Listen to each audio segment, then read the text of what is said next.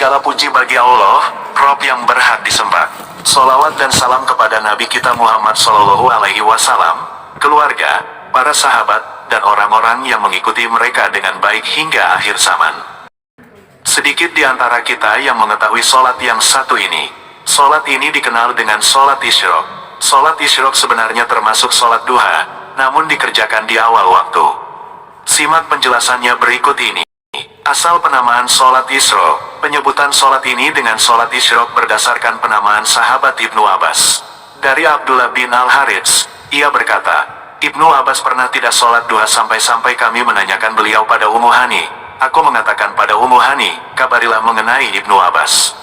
Kemudian Ummu Hani mengatakan, Rasulullah Shallallahu Alaihi Wasallam pernah sholat duha di rumahku sebanyak 8 rakaat. Kemudian Ibnu Abbas keluar, lalu ia mengatakan, aku telah membaca antara dua sisi mushaf, aku tidaklah mengenal sholat isyraq kecuali sesaat. Allah berfirman yang artinya, mereka pun bertasbih di petang dan waktu isyraq, atau waktu pagi. Ibnu Abbas menyebut sholat ini dengan sholat isyraq. Keutamaan sholat isyraq, dari Abu Umamah, Rasulullah Shallallahu Alaihi Wasallam bersabda, barang siapa yang mengerjakan sholat subuh dengan berjamaah di masjid, lalu dia tetap berdiam di masjid sampai melaksanakan sholat sunnah duha, maka ia seperti mendapat pahala orang yang berhaji atau berumroh secara sempurna. Dari Anas bin Malik, Rasulullah Shallallahu Alaihi Wasallam bersabda, barang siapa yang melaksanakan sholat subuh secara berjamaah lalu ia duduk sambil berzikir pada Allah hingga matahari terbit, kemudian ia melaksanakan sholat 2 rakaat, maka ia seperti memperoleh pahala haji dan umroh. Beliau pun bersabda, pahala yang sempurna, sempurna dan sempurna. Tata cara pelaksanaan sholat isyraq. Sholat isyraq dilakukan sebanyak 2 rakaat. Gerakan dan bacaannya sama dengan sholat-sholat lainnya. Berdasarkan hadis-hadis yang telah dikemukakan, sholat isyraq disyariatkan bagi orang yang melaksanakan sholat jamaah subuh di masjid lalu ia berdiam untuk berzikir hingga matahari terbit, lalu ia melaksanakan sholat isyraq 2 rakaat. Ketika berdiam di masjid dianjurkan untuk berzikir. Zikir di sini bentuknya umum, bisa dengan membaca Al-Quran, membaca zikir, atau lebih khusus lagi membaca zikir pagi. Waktu sholat isyraq sebagaimana waktu dimulainya sholat duha yaitu mulai matahari setinggi tombak, sekitar 15-20 menit setelah matahari terbit.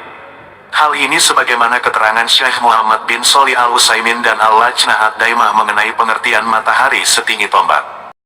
Faedah berharga lainnya dari hadits di atas. 1. Dalam hadits yang telah disebutkan terdapat dorongan untuk melaksanakan sholat jamaah subuh di masjid. 2. Dianjurkan memanfaatkan waktu pagi untuk ibadah dan bukan diisi dengan malas-malasan seperti kebiasaan sebagian muslim yang malah mengisi waktu selepas subuh dengan tidur pagi. Sungguh sia-sia waktu jika digunakan seperti itu. Lihat pembahasan kami di sini. 3. Dianjurkan berdiam setelah sholat subuh untuk berzikir hingga matahari terbit sebagaimana hal ini dicontohkan oleh Nabi Shallallahu Alaihi Wasallam. An-Nawawi dalam Sahih Muslim membawakan bab dengan judul, keutamaan tidak beranjak dari tempat sholat setelah sholat subuh dan keutamaan masjid. Dalam bab tersebut terdapat suatu riwayat dari seorang tabi'in Simak bin Harb. Beliau rahimahullah mengatakan bahwa dia bertanya kepada Jabir bin Samurah, apakah engkau sering menemani Rasulullah Shallallahu Alaihi Wasallam duduk? Jabir menjawab, iya. Beliau Shallallahu Alaihi Wasallam biasanya tidak beranjak dari tempat duduknya setelah sholat subuh hingga terbit matahari. Apabila matahari terbit, beliau Shallallahu Alaihi Wasallam berdiri, meninggalkan tempat sholat. Dulu para sahabat biasa berbincang-bincang, guton, mengenai perkara jahiliyah, lalu mereka tertawa. Sedangkan beliau Shallallahu Alaihi Wasallam hanya tersenyum saja. 4. Dianjurkan berzikir setelah sholat subuh, bisa dengan membaca Al-Quran atau membaca zikir pagi.